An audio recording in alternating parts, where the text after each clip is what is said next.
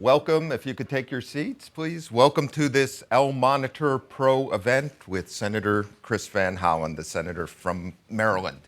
I'm Andrew Parasolidi, president of El Monitor. This is an El Monitor Pro event. If you're not an El Monitor Pro subscriber, you should be. This type of event we're going to be doing a lot more of, and we'll be following up with you with emails about our Pro membership and many events to come. Senator, welcome. As I mentioned, Chris Van Hollen has been the senator for Maryland since 2017. He serves on the Senate Foreign Relations, Appropriations, Banking, Housing and Urban Affairs, and Budget committees.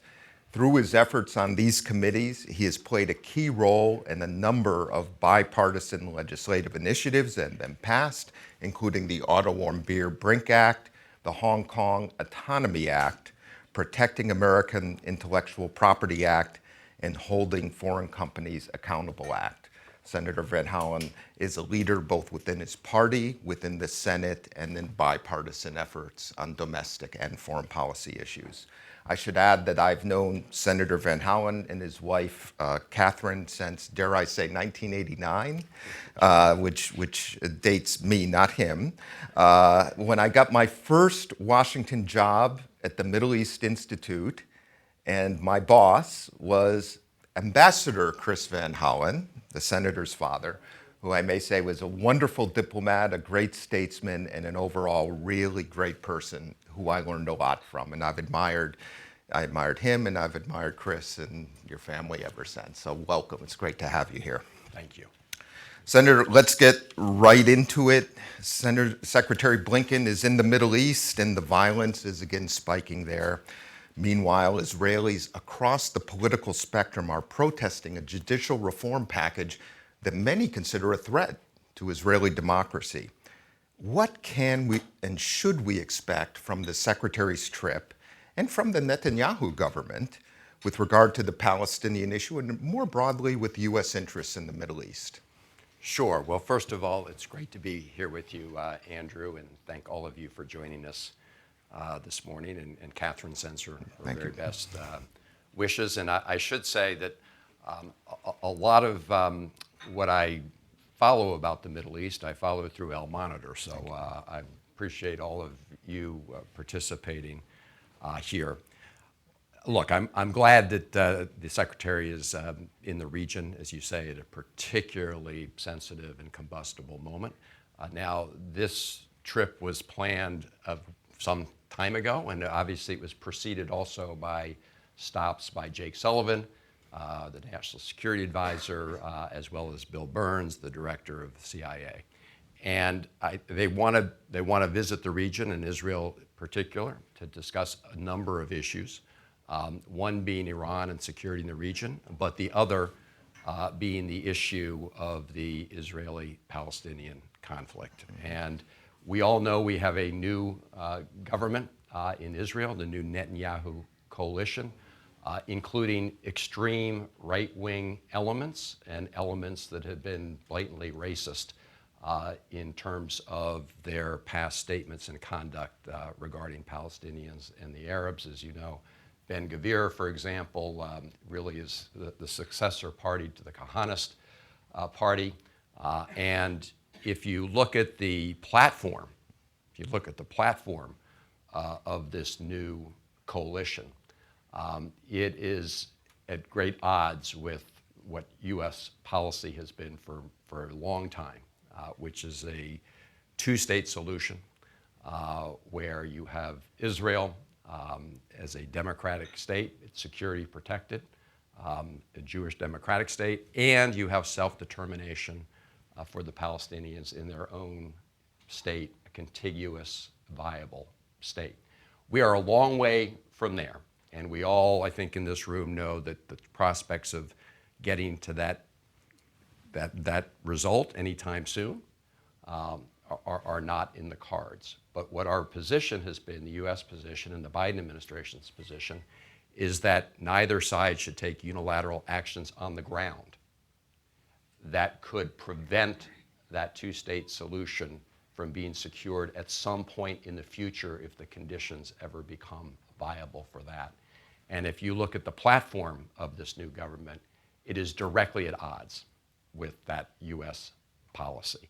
And so I think you're seeing these representatives from the Biden administration trying to consult quietly with the new government, setting what our views are and talking about how they can avoid crossing those lines of U.S. policy. But as you know, and I'll end with this, if you just look at the overall statement by this coalition government announced by Netanyahu, he says that Israel has the exclusive and inalienable right to the lands of Israel, and they include within that the West Bank, Judea and Samaria.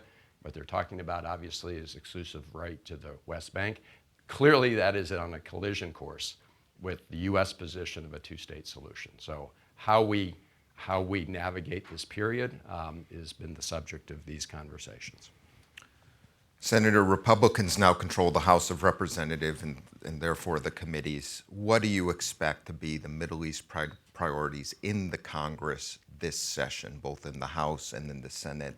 Are there points of common interest and common ground, or do you see a lot of divergence and acrimony on Middle East issues? So I don't see necessarily a lot of acrimony and divergence. I think there are huge differences, obviously, on a whole range of issues, including foreign policy issues. I'm just going to mention a couple of topics because I'm sure you're going to want to dig deeper into some of these as we go.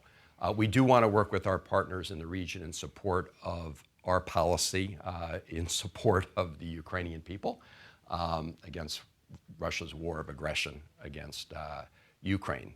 What do I mean by that?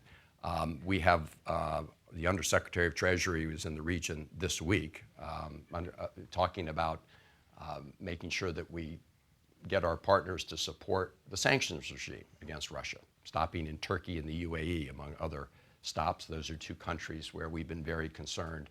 We're seeing leakage in the sanctions regime. Clearly, stable and not spiking up oil prices are of great interest to the United States and all our allies, and of course, making sure that the Europeans who have now stopped the import of Russian oil and reducing their reliance on Russian gas have alternative sources. So that is one big piece. Iran is obviously a very big issue for the administration and the Congress. We both support the protests by the Iranian people, which of course started because of their incredibly repressive laws against women. And we've sanctioned those who are cracking down on the protesters, as well as trying to provide, through a general license, more opportunities for the Iranian people to get the truth through use of technology. Obviously, our goal remains, and the President has stated, that we will not allow Iran to have a nuclear weapon. It is also a fact that the current negotiations, I think, are in cold storage, and we'll have to we can talk further as we go forward. Turkey, in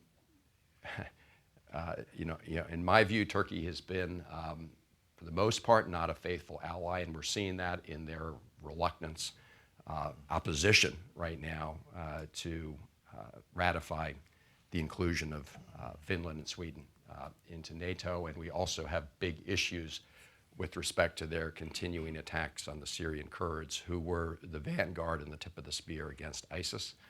We want to make sure we don't see a resurgence of ISIS in the region. So I think when I'm just sort of speeding through some of the top issues, there are obviously many more.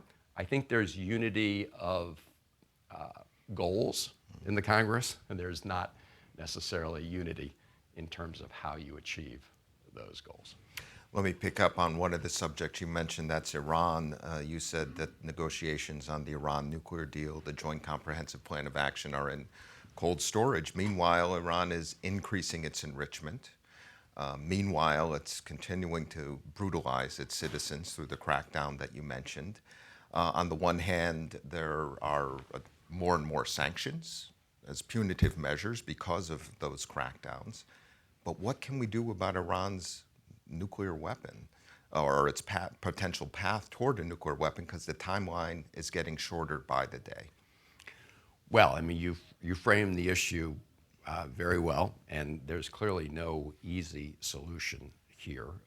The Iranians were the ones who walked away from the most recent proposal that was put on the table by the EU back in August, September.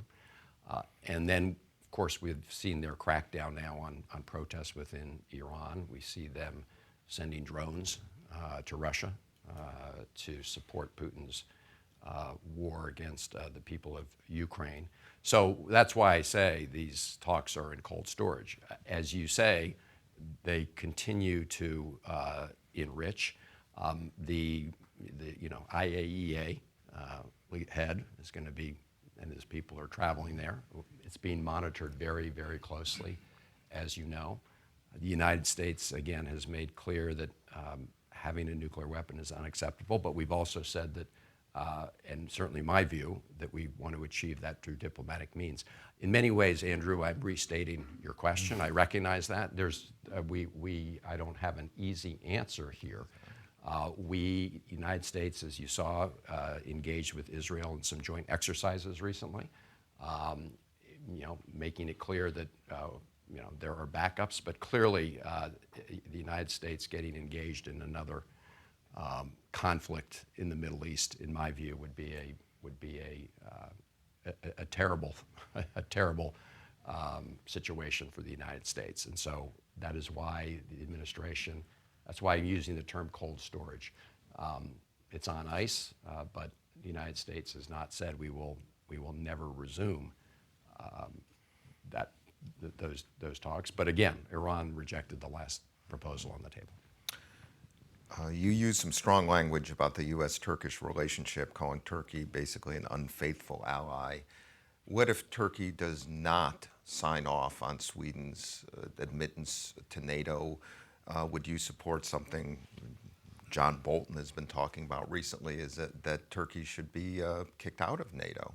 What should be the better? Because Turkey is an important NATO ally. Well, they have been an important partner, and I don't want to, dismiss their past contributions to NATO. They had a big presence in Afghanistan with us, and historically, when you go way back, they've obviously been involved with the United States in a number of challenging security situations. But right now, we have a number of things going on. We have Erdogan, who is, and when I talk about Turkey, I spent some of my time growing up in Turkey. My father was in the Foreign Service, and our family lived in Turkey. I have great affection for the people of Turkey. I believe that Erdogan has taken Turkey down a very bad path. And we're also, witnessing this as we get toward the elections that he called for mid-May. There are trumped up charges against the mayor of Istanbul. He's cracking down on opposition parties, trying to make the HDP illegal. So he clearly is not playing by the rules of free and fair elections. At the same time, he is denying Sweden and Finland entry. So what do we do? Again, this is one of those hard questions. I do think that we need to be working more in coordination with our EU partners and considering, potentially different kinds of sanctions if this does not. If Erdogan continues to block the entry of Finland and Sweden, we need to look at sanctions. The Turkish economy is not in great shape. It's one of the reasons that polling in Turkey shows that Erdogan is not popular. So I do think there have to be some consequences to this kind of conduct. And at the same time, Turkey's asking for these F-16s. I can tell you that there are a number of issues on the F-16s, but there are going to be no F-16s going to Turkey if Turkey's not admitting Sweden and Finland. There may be other issues as well, but that is a certainty. How does, China is this focus of U.S. national security policy. It is really the key country that's at the core of our global interests. How does that U.S. China competition play out in the Middle East? And what does it mean for U.S. policy in the Gulf in particular? You'll note that Crown Prince Mohammed bin Salman, Saudi Arabia, hosted an Arab summit last month with President Xi, and that relationship seems to be evolving. How concerned are you about that? Well, we keep a close eye on it. And just to take a step back here, you're right. I think the United States sees China, especially under President Xi, as somebody who's become much more aggressive and forward-leaning, both in terms of their military actions, in the Straits and in that region, but also obviously a very robust policy of trying to, in our view, use the tools of centralized government to export their model of authoritarian rule around the world. Now, we see this much more in places like Africa, but as you mentioned, and in so many African countries, of course, are in desperate need of investment and help. And the United States, in my view, needs to do a much better job ourselves in terms of having a strategy with Africa. And I think the Biden administration has taken some very important steps there. I only mention Africa. Obviously, in the Middle East, it's a different situation. The Saudis, the UAE, they're not resource starved. They've got a lot of resources. But clearly, China is trying to engage further with them. You mentioned the recent visit. In UAE, we've been very concerned in the United States about things like 5G and Huawei and just the security of U.S. systems and military systems in UAE. So we are, Andrew, very focused on this. I'm gonna be chairing the Foreign Relations Subcommittee on East Asia in this coming session, and we're going to be addressing a lot of these issues. There's obviously a lot more to talk about. I do think that we're working very closely with our European partners and our other democratic allies, Japan, South Korea, Australia, others, to have a more coordinated approach, both in terms of economics and economic strategy, as well as a security strategy. And obviously, the Quad plays a role in that as well. In the Middle East, again, I think China is working it hard, but I also think we have long-standing relationships in the Middle East, including a security relationship that China is not going to be able to sort of replace, certainly not in the foreseeable future. Okay. Iraq has a new prime minister. We still have over 2,000 troops there. How do you see the U.S.-Iraq relationship under the new prime minister? What are your expectations for the year ahead? I'm glad you asked about Iraq, because I think Iraq often is overlooked in everything going on. Obviously not overlooked in the sense that the United States, had a war in Iraq, and in my view, which was a big mistake, strategic error. But what I worry about is after all of that the United States sometimes takes its eye off the ball in Iraq. And Iraq is obviously a very important country. It borders on Iran. And the new government we've been engaging with just a few weeks ago, I think Brett McGurk was in the region meeting with the new prime minister. And the new prime minister has made some, in my view, positive statements. He said that there was a continuing role for a U.S. presence in Iraq, including we have about 2,000 troops in Iraq to support their fight against ISIS. It's also, of course, a general, in my view, stabilizing force in the country. Obviously, there are elements of this government that are very close or connected directly to some of the Iranian militia, and we're obviously concerned about that. But he seems to be reaching out to the Kurds as well, trying to reach some kind of accommodation there with respect to the oil law, although the court there is continuing to interrupt those efforts. But my view on Iraq is we need to be very, very engaged. And with everything else happening in the Middle East and also around the world, there's a big danger that we take our eye off the ball. So, I need to mention on Iraq, the senator has been engaged for a long time on Iraq. I think the first time I came across your name when I was a graduate student writing on Iraq, and you and Peter Galbraith had written the first Senate Foreign Relations Committee staff report. You went to Iraqi Kurdistan, and that was one of the first investigations into chemical weapons use by Saddam Hussein's government at a time when the West was more interested in, focusing on the Iranian threat. So congratulations on that, and it was really leadership way back when, and you continue to keep that rightful focus on Iraq. You're transitioning to chair of the subcommittee on Asia, but you've been chair of the subcommittee on Africa until now. Could you give us your thoughts about some of the issues you think that may get overlooked in the broader sense of U.S. policy that are affecting North Africa? Tunisia is obviously in a very difficult economic situation. The secretary was just in Egypt as well, where we have a number of strategic interests and also concerns about human rights. Our friend, the ambassador from Algeria, is here. Yes, and Morocco, also an important country. How would you assess U.S. policy in that region? Is there more we can be doing or should be doing? So, Mr. Ambassador, it's good to see you.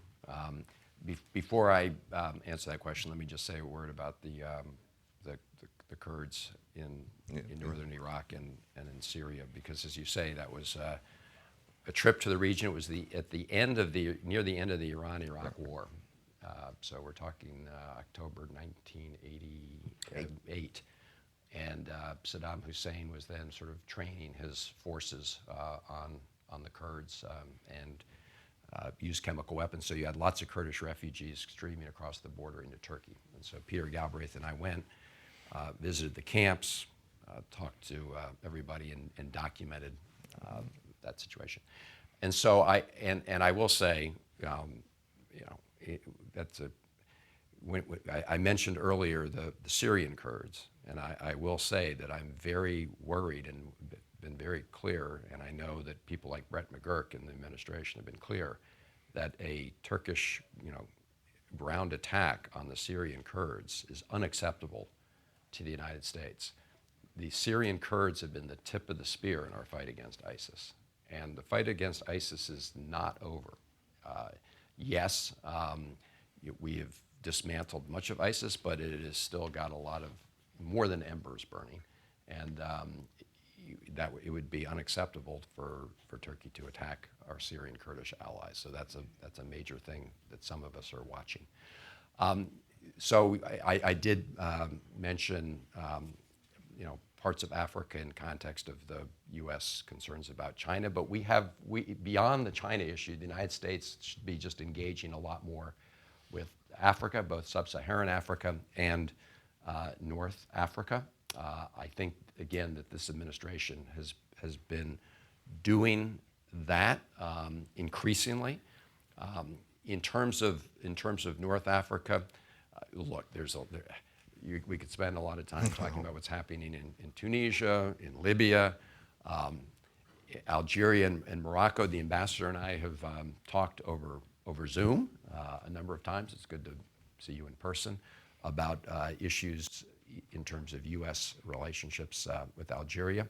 I want to focus for a moment on Sudan, because this was an issue, as you know, the Secretary raised in his conversations in Egypt with El-Sisi.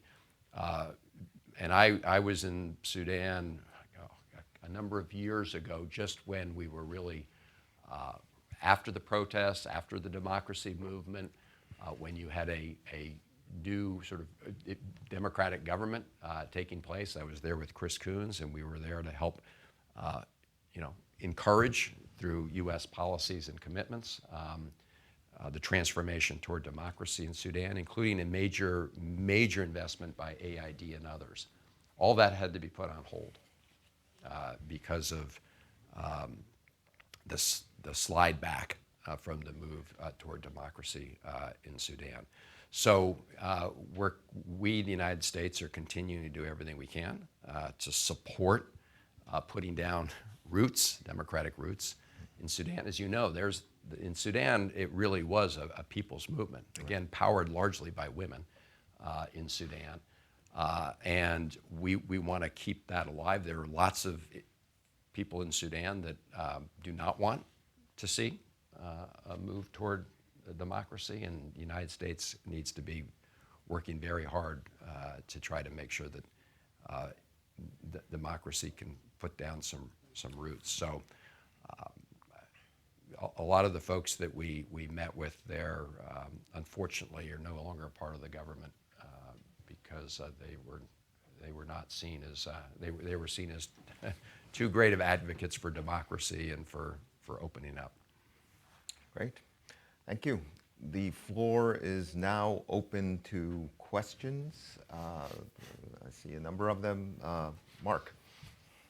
And if you could state your name and the affiliation, please. Thanks very much for hosting this. Thanks very much, Senator. Mark Fitzpatrick from the International Institute for Strategic Studies. I follow Iran pretty intently, so thank you for the remarks. There are 3 American citizens being detained in Iran. Siamak Namazi, a friend of many of us, has been there 7.5 years. Reportedly, there was a deal about a year ago to exchange some Iranians detained in the United States for the 3 Americans. It had a money component, which the United States was not willing to unfreeze frozen Iranian assets unless it was part of a bigger deal on the JCPOA. With the JCPOA in the deep freeze and no sign at all of anything coming out of it, would it be okay to allow some unfreezing of Iranian assets in order to get American citizens home? It's not your policy decision, but what do you think the mood would be in the Congress to release some of the money to get the Americans back? So I also followed the plight of these Americans closely, and as you say, I think there was real hope that there would be some kind of arrangement, but I also agree with your characterization that it was likely to be part of a piece of a larger agreement between the United States and Iran. I'd have to think more deeply about that question, because I think you realize the obvious question. We think these individuals are being unjustly held and detained in Iran, and we have, as you know, engaged recently in sort of prisoner exchanges, but that's kind of a different calculation, right, than payments. So I think the United States policy on non-payment for return of people who we consider political prisoners is probably going to remain in place. Joyce? Yeah, good morning. Joyce Cannon with our Monitor. It's nice to have you with us today. My question, thank you. You were one of the few senators who authored a letter calling on the investigation to do more on the killing of our colleague in Al Jazeera, Shireen Abu Akleh. We've seen there has been an FBI investigation. Do you have any updates on that? Are we any closer to accountability on the killing of, a U.S. citizen and a Palestinian? Thank you. Well, thank you for asking that question, and you're right, I've been deeply involved in trying to get to the bottom of the killing of Shireen Abu Akleh. And I will just say that, Secretary Blinken, way back after the shooting, himself said that the United States wanted to have an independent investigation. That's what the Secretary called for, and the Secretary also called for accountability. And on a follow-up visit to Israel, when this came up, he also talked about the IDF reviewing its rules of engagement to see if changes would follow. We've not seen any progress on those fronts with, as you say, what appears to be an FBI investigation. And this is all a little bit in limbo because the FBI does not comment on ongoing investigations. So all I know is what you know. We followed up, but the response we get from the Justice Department and the FBI is, per standard practice, it doesn't comment on an ongoing investigation. So, to the best of my knowledge, it is ongoing, but I have no update on that investigation. As I've said, the IDF report that came out was inconsistent with the findings of many other independent reports that were conducted by New York Times, Washington Post, CNN, Al Jazeera, others. So this is why we wanted an independent investigation and why this is still very much, in my view, an ongoing matter.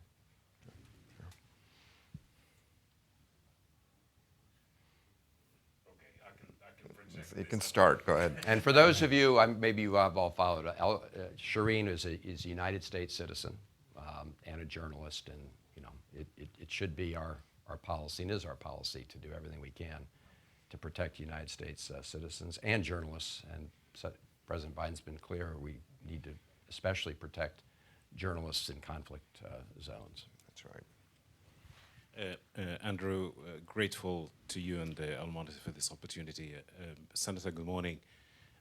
In terms of what's happening now between the Israelis and the Palestinians, as Americans are focusing more and more on the election of 2024, what are, in your estimation, some of the challenges that the Biden administration and Democrats in general face in trying to navigate the politics of the left of the Democratic Party, very supportive of the Palestinians, and many others in the Democratic Party who are more supportive of Israel?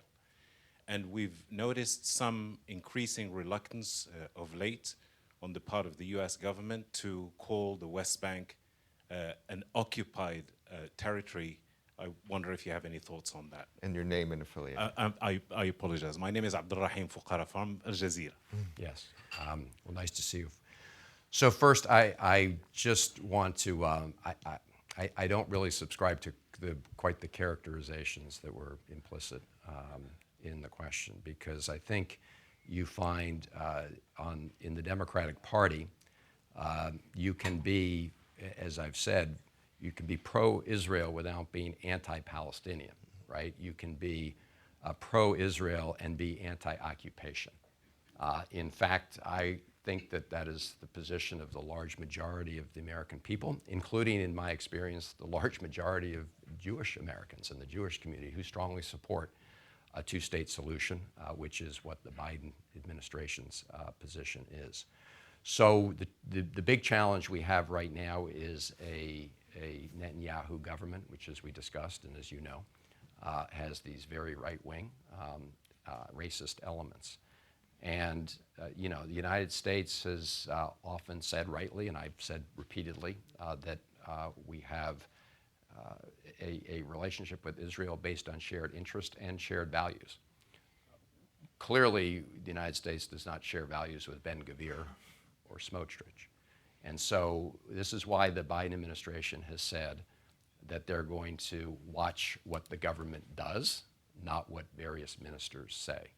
They have said that Prime Minister Netanyahu says he has both hands on the steering wheel.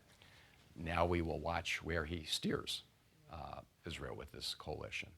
And the United States has been, quite clear about our policy against, these large settlement expansions or legalizing outposts, and has been quite specific in the past about which kind of settlements would be clearly sort of in violation of U.S. policy, E1, E2, some of the other settlements. In terms of the politics of this, it is my view that the longstanding position of what had been not just Democratic administrations, but Republican administrations. I mean, George W. Bush really outlined very clearly the two-state policy. That position reflects the values of all parts of the Democratic Party, and it used to reflect the values of it used to reflect the position of the Republican Party as well. I mean, under Trump, that just went off the rails. But I do think that, the Biden administration, and this is why you see this flurry of activity, is going to face some challenges if this new Netanyahu right-wing government pursues the policies that it says it intends to pursue. It is on a collision course with the two-state policy. Now people can say, that the two-state solution is hanging by a thread as we speak. I mean, there are many people, including very possibly many people in the room, who think that's already, a fiction or impossible. I believe it can be salvaged if, again, as the administration has said, there should be no unilateral actions on the ground to change the status quo. Clearly, the new government, its policies would dramatically change that status quo. And so the Biden administration needs to be thinking very clearly, and I've had conversations with some of them, about what they do if this new government does what it says it's going to do. Mm-hmm. Bryant?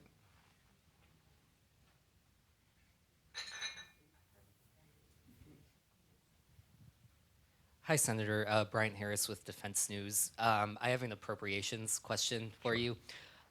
So when Democrats released their State and Foreign Operations Appropriations bill last summer, there was a provision in there. It never made its way into the omnibus, but there's a provision in there that directed funding for integrated air defense between Israel and Arab countries it has normalized ties with, including the Abraham Accords signatories. I'm wondering, looking ahead to this year, this appropriation cycle, if that's something we may see come to fruition.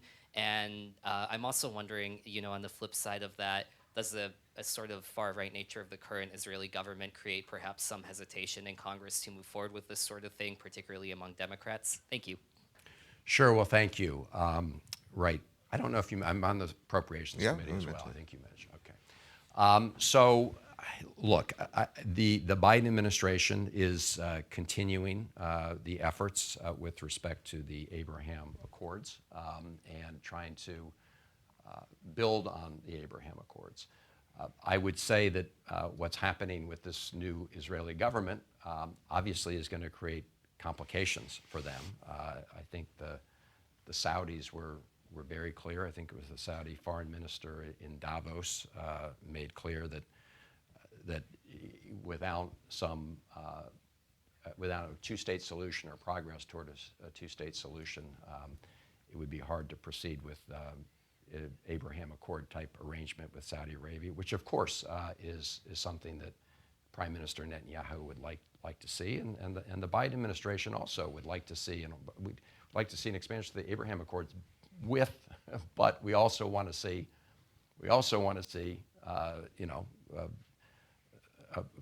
the progress, at least, or the ability to maintain the prospects of a two-state solution.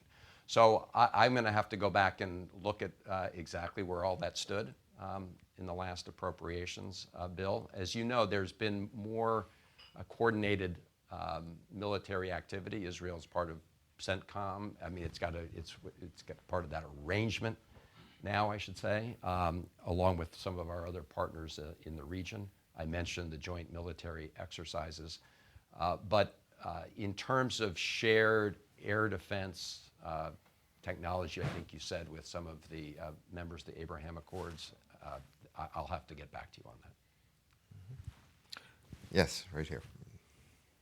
Just to follow up on my question, thank you, Senator, for all the work you've And name and affiliation, please.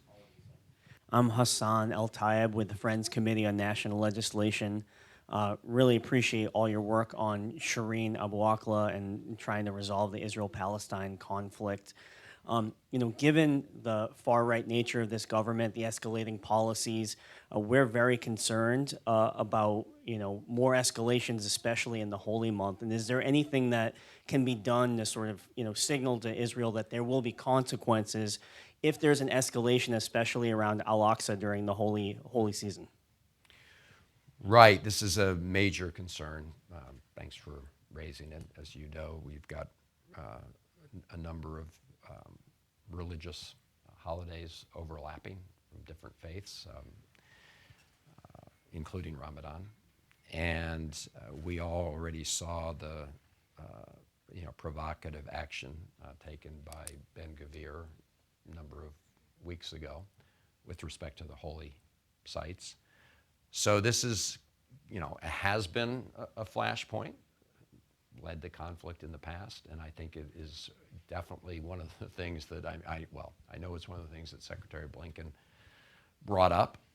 The King of Jordan is going to be here this week. We're going to have a meeting with him, a number of us on the Hill. He obviously has expressed great alarm about the holy sites, given that the kingdom is the custodian of Al-Aqsa Mosque and the compound.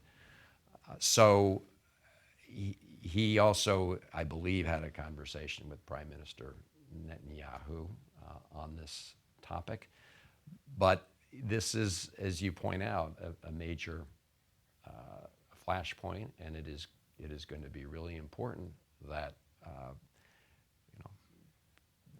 people refrain from taking provocative actions like the kind of action that Ben-Gvir said. This goes back to the point I made earlier about how we're going to be judging the actions of the government.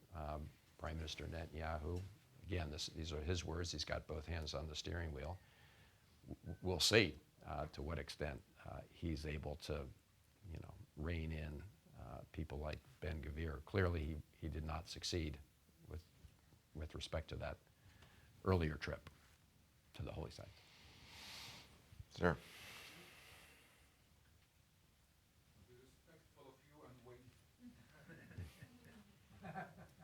You are building muscle mass today.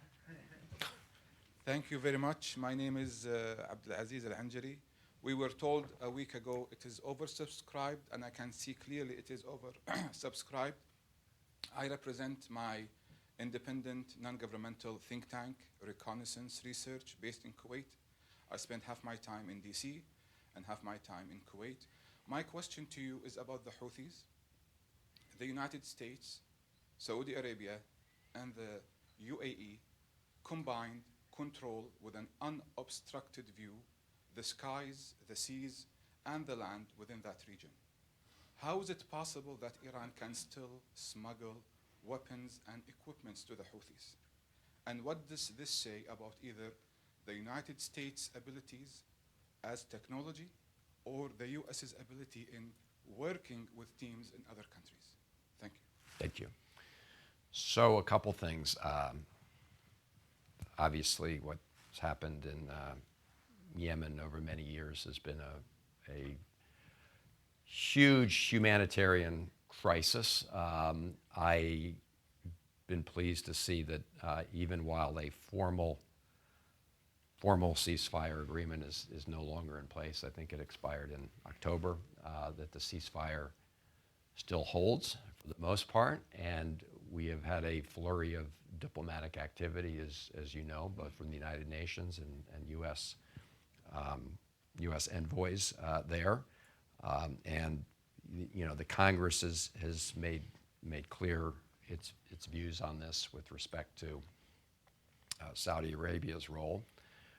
With respect to the Houthis, it's a good question, but no sort of effort to prevent arms from getting from one place to another is necessarily always foolproof.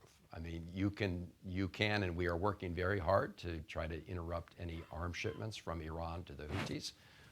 We intercepted an arms shipment recently, actually, and turned one back. But it's hard to have any regime that's airtight. But I do believe that the fact that the United States, as you say, working with our partners in the region, has succeeded, I think, in slowing the flow of arms.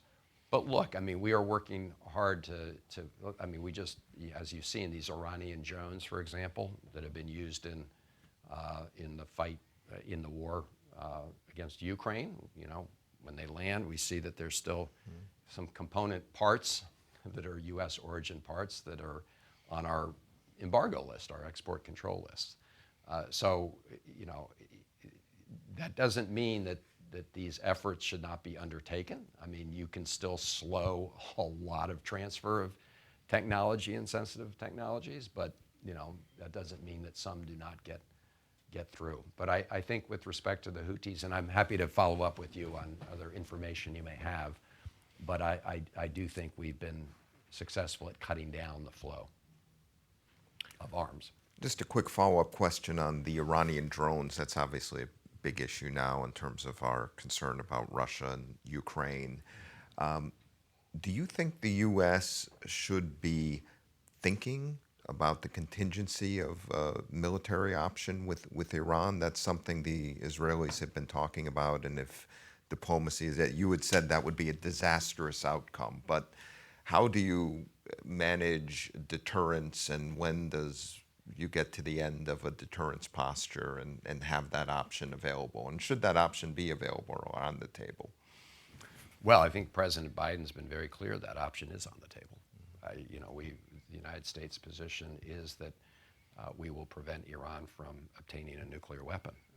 And the President's been very clear that, force is the last option, but it is an option on the table. He also has been very clear it is not, as I said, the last option is not the preferred option. And this is why the United States this is why the Biden administration resuscitated the JCPOA negotiations. That's why there was this proposal on the table back in August and September that the Iranians rejected. Now, given everything happening in Iran and their crackdown on peaceful protests and their support of the Russians and their transfer of drones, as I said, this is in cold storage right now. But I think the Iranians know very well that, and the President has said it again recently, that force is the last option, but it is an option to make sure that we meet that we hold our position, that we enforce our position with respect to Iran and nuclear weapons. Alan?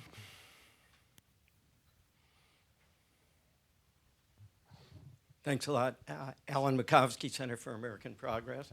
Hey, See Alan, you. how are you? Hi, so thank you, Senator, and thank you, Andrew, for arranging this really fascinating discussion. I have two F-16 related questions. You said there are a lot of issues related with the F-16 in addition to ratification of the Swedish and Finnish bids for NATO membership. I wonder if you could mention what some of those are, and is the burgeoning Turkish economic relationship with Russia among those issues related to the F-16? And second of all, to the extent you feel you can say, I wonder if you give us a sense of your colleagues' overall view on this. There's been a lot of attention to Senator Menendez's views, and also you've been very clear, as you've been today and in the past. But I wonder For example, just hypothetically, the administration isn't going to do this, but if it were to notify, let's say this week, would there be a resolution of disapproval? Would it pass? What's the sense? Sure. Thanks so much. Well, it's good to see you. Good to see you, Alan. So on the F-16s, I guess two-part question there. With respect to conditions beyond, Turkey's ratification of the accession of Sweden and Finland, the issue of greatest concern to me, and I mentioned it here, is Turkey's ongoing military actions against our Kurdish Syrian allies. As you know, a number of months ago, they actually bombed a base where the U.S. has a presence in northern Syria. Our commander spoke out about that. They have continued, Turkey continues to threaten a ground invasion. And again, the Biden administration, very quietly, but I believe clearly and forcefully, has said that would be unacceptable. So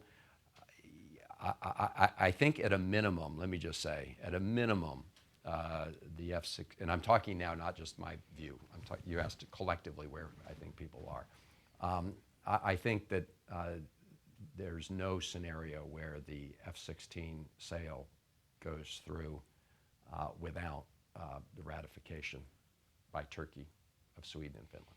So that answers your second question, which if there were a formal notification now, yes, a resolution of disapproval would be filed.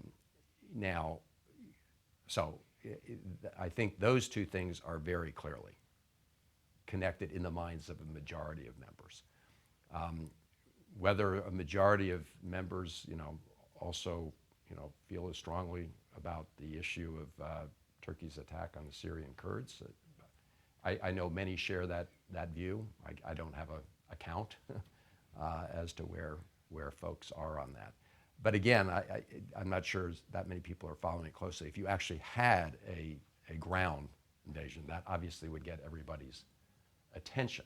I mean, so far, we've avoided that. That has not happened, but it continues to be threatened, as you know, by Erdogan. So yes, if it were filed today, there would be a resolution of disapproval. And my view is that certainly in the absence of ratification of Finland and Sweden, it would not, the vote of disapproval would pass. Mm-hmm. Obviously the president could veto it, but I don't think the president wants to submit the notification under that scenario. Very good. We've got just 5 minutes, so I'm going to take a few questions, and if the questions could be very fast and then get out on time as promised, please, and name and affiliation too when you ask your question. Very nice to meet you. I'm Sina Mohammed, the U.S. representative of Syrian Democratic Council. Thank you so much for the support from the Congress and Senator Van Hollen and all the administration here for the Northeast Syria. But we are hearing now, again, the threat of Turkey to invade the region in the coming days, and this is what we are concerning about. I know you mentioned that it is unacceptable, but what if Turkey invade, and this is what we're hearing from the news. I mean, Turkey always threatening to invade the region. And this is the region, Northeast Syria, that the people that they defeat ISIS, and they pay the very high price, 11,000 of our soldiers, our fighters, they be killed by ISIS in order to liberate Northeast Syria from the most brutal terrorists in the world. This is my question. Another question. Well, that's it. We've got to get a few more people in. Thank you. Okay, sorry thank for you, that. Patrick. Okay. Thank you so much, Senator. Thank you. Thank you. Thank you. Okay. So, we'll get one more question in. Let's take a few more. Patrick, go ahead. Patrick Theros, I'm here in capacity as retired American Foreign Service officer. Senator, it's a pleasure to see you always. Ellen Makovsky actually asked 2/3 of my question, so I'll ask The remaining third, could you comment on the tensions between Turkey and other countries in the Eastern Mediterranean and the concerns about the potential for a clash, a military confrontation between Greece and Turkey? Yes. But, Joseph?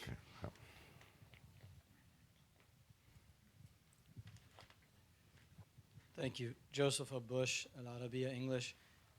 Senator, there are several vacant ambassador posts in the Middle East, among them Kuwait, the UAE, Saudi, not in the Middle East, but India, and obviously with I2U2 and other things, it's an important post. What message do you think this sends to allies in the region? Is it detrimental at a time when adversaries like Russia and China are making gains in the region? Just a quick second one. Is there, if any, is there any outreach to Israel to try to help change their stance on support to Ukraine? Thank you. Very good. So the threat of a Turkish invasion in northern Syria, Greece, Turkey, vacant ambassadorships, and Israel-Ukraine policy. Okay. Sinam, good to see you. Look, as we've discussed here, I think there's a serious risk here. So far, I think that the Biden administration has pushed back quietly but forcefully. This is an area where I think that there have to be consequences in terms of joint U.S.-European action. It would be in the form of sanctions. You know, the Europeans have in the past also supported and continue to support the U.S. position here. I think that the risk is real. I had a Zoom call with General Mazloum within the last few weeks.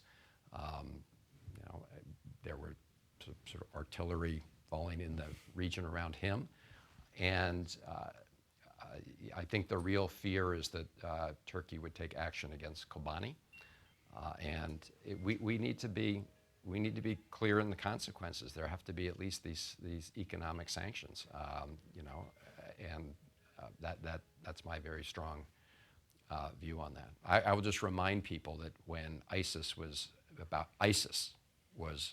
about to take Kobani, Turkey did nothing.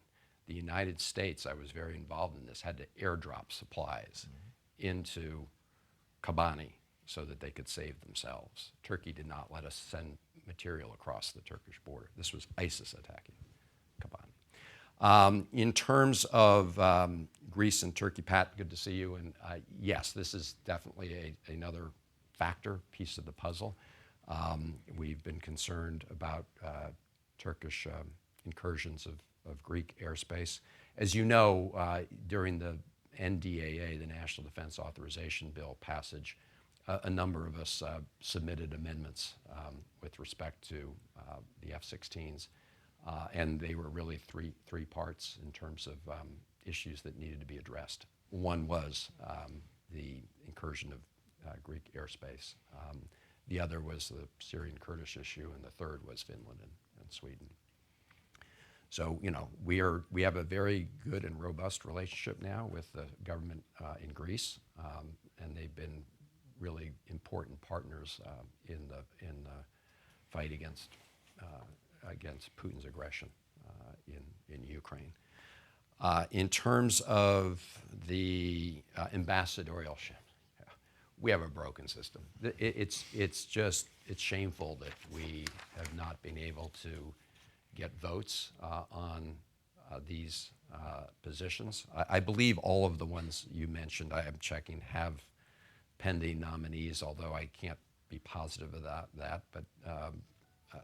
But we have a process in the Senate where, you know, one senator can't stop an ambassadorial nominee, and you can pass them these, you know, get someone passed now with a majority vote, which actually is an improvement over what it used to be. The problem today is that people are exercising their dilatory rights, you know, more frequently. We just have sometimes blanket objections, and what that means is it draws out the whole calendar. It means that you can only get these individuals passed if you stop everything else, including judicial nominations, including legislation, whatever it may be.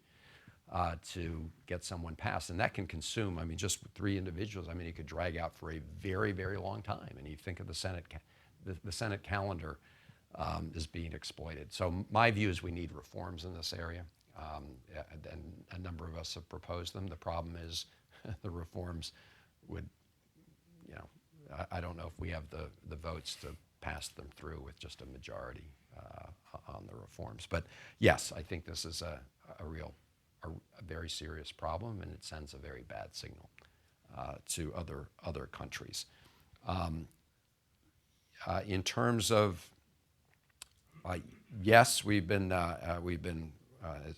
working to try to, I think, encourage Israel to be even more supportive of the effort in Ukraine. I think Senator Graham made some statements, you know, recently in response to, I think it was the incoming foreign minister of Israel who made some statements about warming relations with Russia. So definitely something that has got people's attention. Senator, thank you for your time today, your engagement with Al-Monitor over the years, your leadership on so many issues in the Senate. We all got a taste here today of your deep involvement and expertise on Middle East issues, including support for independent journalism in the Middle East. That means a lot to us. You're taking up the case of Shireen Abu Akleh. And keep up the good work. When people say the Senate's broken, I can't think of that when I see people like Senator Chris Van Hollen and hear from him.